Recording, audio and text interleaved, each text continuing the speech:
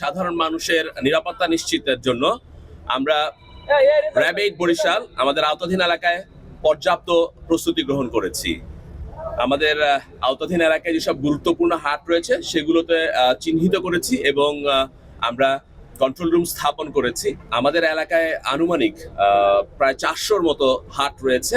সেই হাটগুলোতে আমরা নিশ্চিত নিরাপত্তা ব্যবস্থা বিভিন্নভাবে নিশ্চিত করার জন্য সর্বাত্মক প্রয়াস চালাচ্ছি।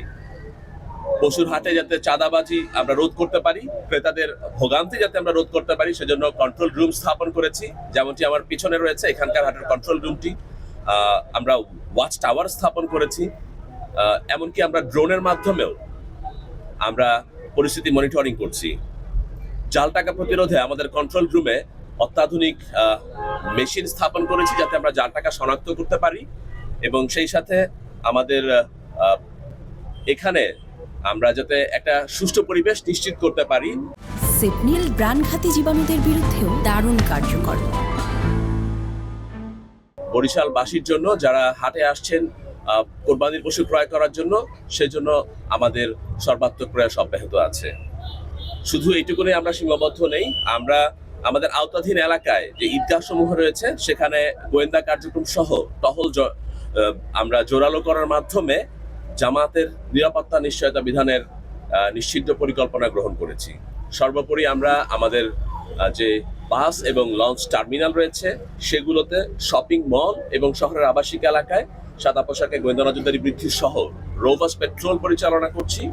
গুরুত্বপূর্ণ স্থানগুলোতে চেকপোস্ট করছি যাতে আমাদের যেই গরুগুলো বিভিন্ন জায়গা থেকে এখানে আসছে তারা যেন কোনো রকম বাধার সম্মুখীন না হয়, তাদের কাছ থেকে যেন চাঁদাবাজির কেউ সুযোগ না পায় সেজন্য। এমনকি আমাদের বরিশালের যেসব নদী রয়েছে সেসবগুলোতে আমরা বোট পেট্রোলও পরিচালনা করছি। এছাড়াও দেশের আইন শৃঙ্খলা পরিস্থিতি স্বাভাবিক রাখতে যে কোনো ধরনের সন্ত্রাসী কার্যক্রম প্রতিরোধে আমাদের নজরদারি এবং আভিযানিক কার্যক্রম আমরা জোরালো করেছি। সার্বিকভাবে বরিশাল বিভাগের জনগণকে একটি নিরাপদ এবং আনন্দঘন ঈদ উপহার দিতে আমরা বদ্ধপরিকর।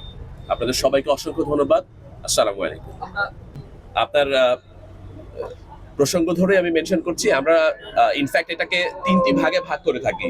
তো এই ধরনের ক্ষেত্রে আমরা যেটা করে থাকি, ঈদের পূর্ববর্তী সময়ের জন্য একটি পরিকল্পনা করে থাকি, ঈদের দিনের জন্য একটা পরিকল্পনা রয়েছে এবং ঈদের পরবর্তী সময়ের জন্য আমাদের পরিকল্পনা রয়েছে। আমরা এই 3 ভাগে ভাগ করে আমরা এই প্ল্যানগুলো করে থাকি।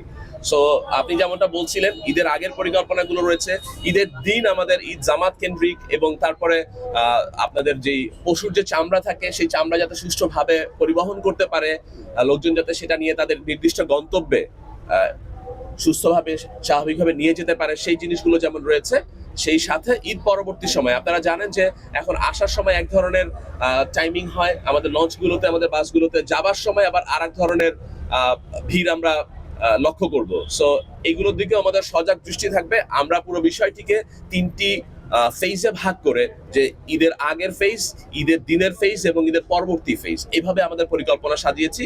আমরা প্রায় 20টির মতো টহল দল আমাদের যে আওতাধীন এলাকা আছে, মাদারীপুর শরীয়তপুর থেকে শুরু করে ভোলা পর্যন্ত, এই সমগ্র বরিশাল বিভাগ এবং আমাদের যে অ্যাডিশনাল 2টি জেলা রয়েছে, এখানে আমাদের পুরো টিম একসাথে আমরা কাজ করে যাচ্ছি আপনাদেরকে যেন একটি সুন্দর আনন্দঘন ঈদ উপহার দিতে পারি সেজন্য।